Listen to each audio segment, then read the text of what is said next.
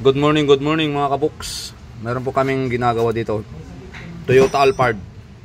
Si sir nagpa-replace ng rotor. Tapos magpapalit na rin ng brake pads. Ang problema, syempre kapag nagpalit po tayo ng brake pads, itong bago, makapal. Mas manipis po yung gamit na mga kabuks. Kaya ito ipapakita natin dahil ito electronic parking brake.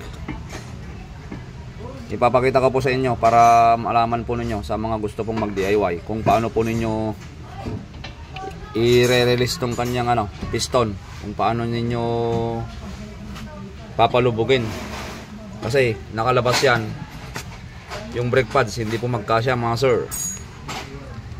Okay, ganito lang gagawin ninyo.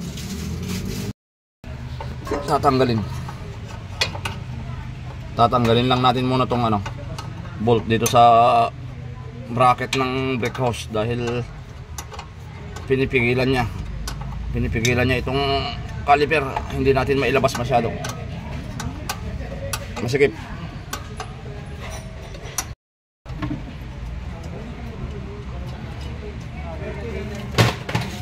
Okay, tinanggal lang natin yung bracket yan para makaporma po tayo. Ito mga kabox, electronic to.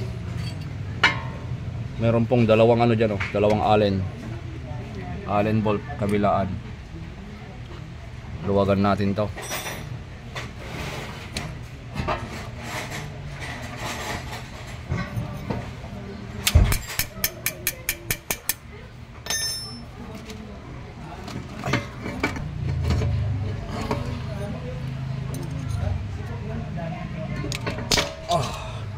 Okay. Okay, try mo.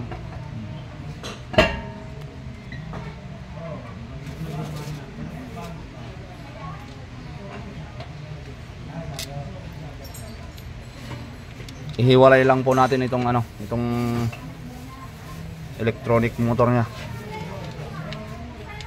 Yung nagko-control sa piston mga kabox.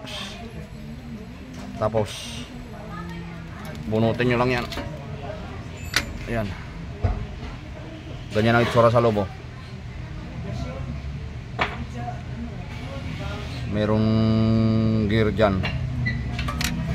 Pinapaikot to. Ayan, merong merong spline. Gagawin niyo, kumuha kayo ng pang-ikot. Ayan, ganyan, makabox. Pakita mo to, Kibs. Ikutin nyo na ikutin to. Clockwise. Malambot lang ikutin mga kabox. Pakita mo itong daliri ko. Ayun, malambot lang. Ayun. Ikutin mo lang yan pa kanan. Clockwise. Maraming ikot yan. Ayan, sumagad na. Kapag sumagad na, stop na po kayo. Tapos kunin nyo na yung pang press. Di ba mga kabox, sumagad na yung ikot nyo dito. Kumuha kayo ng 8mm. Ayan. Tapos i-release natin tong fluid. Dahil kapag itulak natin itong piston, may pressure dyan para hindi mapersa. Hawakan mo yung clamp. Yung clamp. Yan, gitna mo. Yan. Pag masdan nyo po yung piston, pag pinapress ko, pumapasok na. Ayan. Malambot lang mga kabox. Ayan. Okay, sagad na. Kasi pagka i-press natin yung piston, lalabas yung pressure, yung fluid dito. Para hindi mapersa. Mapersa yung fluid kasi pwedeng bumalik kasi yung fluid doon sa ABS motor.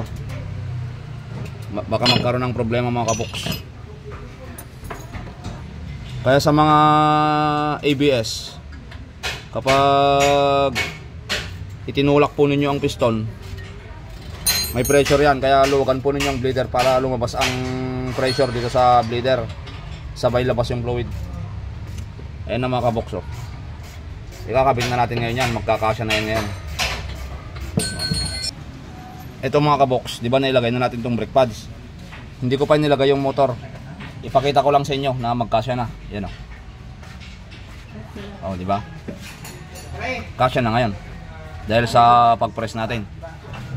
So, ang gagawin natin, ibabalik na natin to.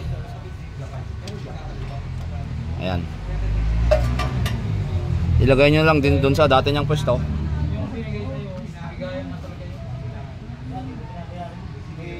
Ayun o.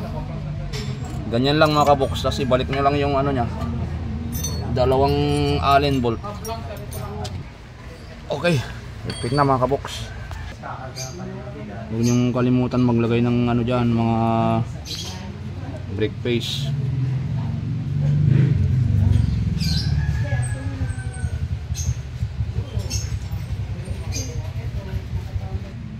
Pasok nyo lang na ganyan. I-shoot nyo yung ano, i-shoot mo lang doon, gano'n.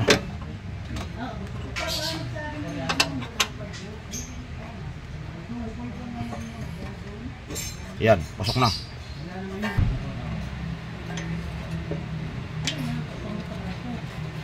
Ayun na mga kabox, pinakita na lang namin sa inyo ano. Ang susunod na gagawin nyo dyan, mag ano na lang kayo, mag bleed. Higpitan nyo lang yan, okay na.